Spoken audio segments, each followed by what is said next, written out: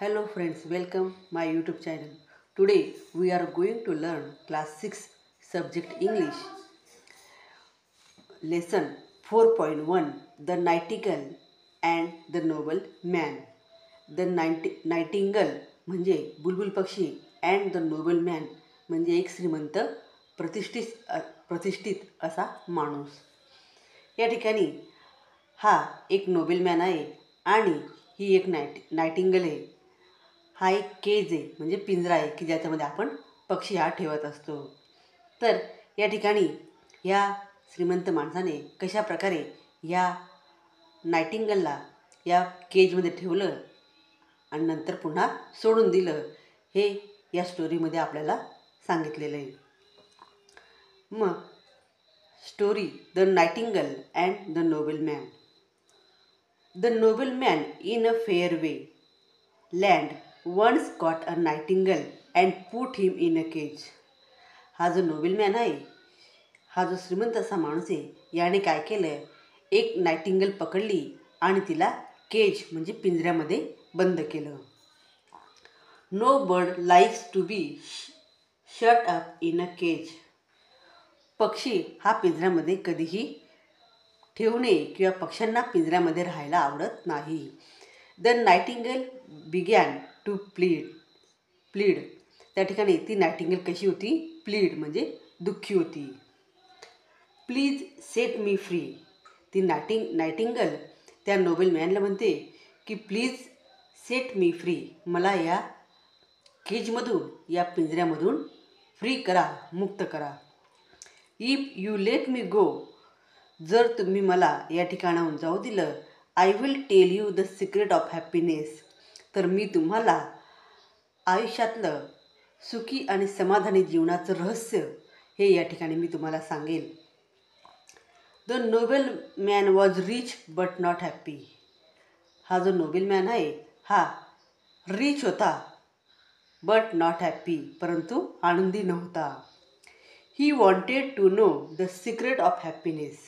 त्याला हॅपीनेस याविषयीचं सिक्रेट हे त्याला माहीत नव्हतं.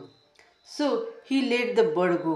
आणि म्हणून तो पक्षी त्याला म्हणतो की तू जर मला या पिंजऱ्यातून बाहेर काढलं तर मी तुला सिक्रेट ऑफ हॅपीनेस म्हणजे आनंदाचं रहस्य हे या ठिकाणी मी तुला सांगेल.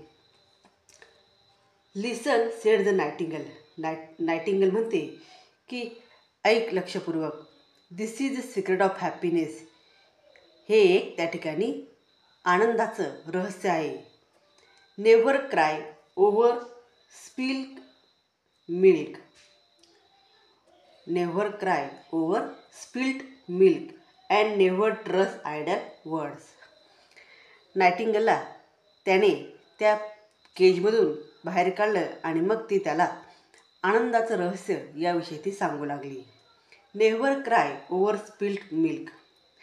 कधीही रडत बसायचं नाही आणि मागील आठवणींमध्ये आपण गुंतून बसायचं नाही किंवा भूतकाळात आपण रमायचं नाही. भूतकाळ हा विसरायला पाहिजे. And never trust ideal words.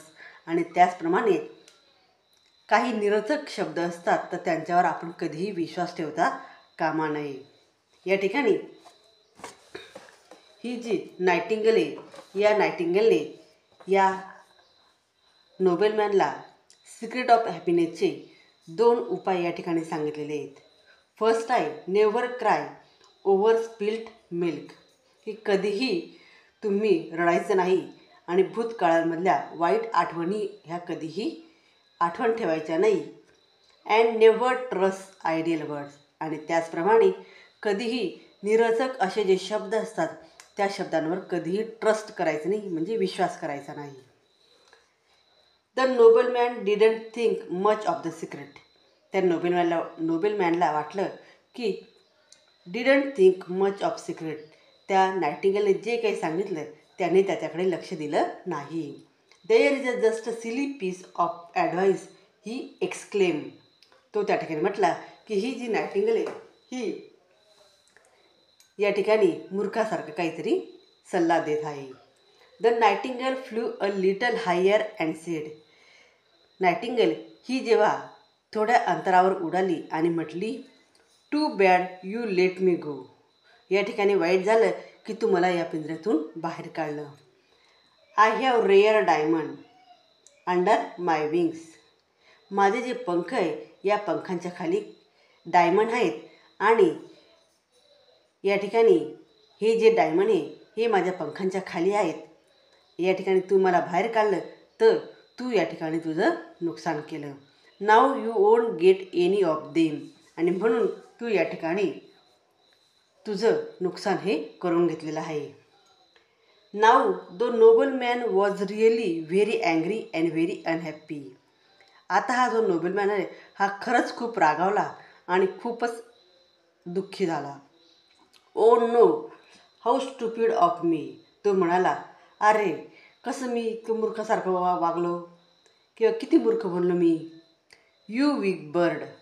हा जो पक्षी आहे हा पक्षी काय सांगत आहे. You nasty bird. हा पक्षी जे काही सांगत आहे हे चुकीचं आहे.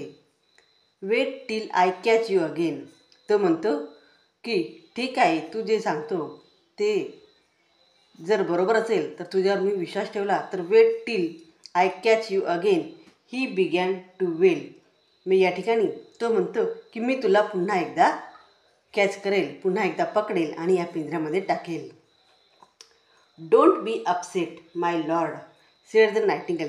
नायटिंगल म्हणते, अरे रे हे माझ्या मालका किंवा या ठिकाणी त्या श्रीमंत माणसाला तिने माय लॉर्ड म्हटलेले, हे महाशय डोंट बी सो अपसेट. तुम्ही आता या ठिकाणी अपसेट होऊ नका, निराशवादी होऊ नका. It was kind of you to let me go. तुम्ही माझ्यावर दया दाखवली आणि तुम्ही मला या पिंजऱ्यातून बाहेर काढलं. That is why I gave you a good piece of advice.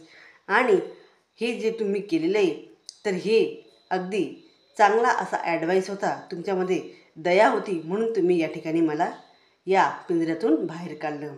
Think over it. The first think over it. Think over it. The first thing I said was don't cry over spilled milk. या ठिकाणी मी तुम्हाला 2 सल्ले दिले होते. त्यातला पहिला सल्ला होता की तुम्ही मागील भूतकाळात जे काही घडलेलं आहे तर त्या गोष्टींबाबतीत रडत बसू नये किंवा त्या गोष्टींच्या बाबतीत स्वतःला दुःख वाटू देऊ नये. I am already far away from you. आणि मी या ठिकाणी बऱ्याच लांबून आलेली होती आणि I am already far away from you. आणि मी तुला हा योग्य असा सल्ला या ठिकाणी देत आहे. You can't catch me again. तू मला पुन्हा पकडू शकत नाही. Then why make yourself unhappy. म्हणून या ठिकाणी तुम्ही दुःखी का आहात अबाउट इट हे तुमच्या लक्षात आलं असेल. Secondly, how can an ordinary bird like me have diamond under his wings. तो पक्षी सांगतो की तुम्ही दुसऱ्यांदा माझ्यावर भरोसा केला, माझ्यावर विश्वास ठेवला आणि मी जे काही सांगितलं त्या माझ्या निरर्थक शब्दांवर तुम्ही विश्वास ठेवला. मी सांगितलं की माझ्या जे पंख आहे या पंखांच्या खाली डायमंड आहे आणि तुम्ही त्यावर विश्वास ठेवला. Those were just ideal words of mine. आणि या ठिकाणीच तुम्ही हे जे आयडियल वर्ड्स आहे याच्यावर तुम्ही विश्वास ठेवला आणि म्हणून it is a mistake to trust such words. आणि हीच तुमची चूक झाली की तुम्ही त्या गोष्टीवर विश्वास ठेवला. Use my bits of advice and be happy farewell. म्हणून मी सांगते की मी तुम्हाला जे ॲडवाईस दिलेले, जे सल्ले दिलेले तर हे सल्ले तुम्ही लक्षात ठेवा आणि त्यानंतरच तुम्ही हॅपी होऊ शकता. फेअरवेल. निरोप घे तुम्ही आता. The nightingale watch as the bird flew away. The nobleman watch as the bird flew away. Nobleman पाहत राहतो की तो पक्षी आकाशात उंच उंच उडत आहे. म्हणजे या ठिकाणी त्या पक्षाने त्या नोबलमॅनला 2 सल्ले दिले आणि ते सल्ले आपण आपल्या आयुष्यामध्ये यूज केले पाहिजे असं या स्टोरीच्या माध्यमातून आपल्या लक्षात येतं. तर विद्यार्थ्यांनो, व्हिडिओ आवडल्यास व्हिडिओला लाईक करा, शेअर करा आणि चॅनलला सबस्क्राईब करा. थँक्यू.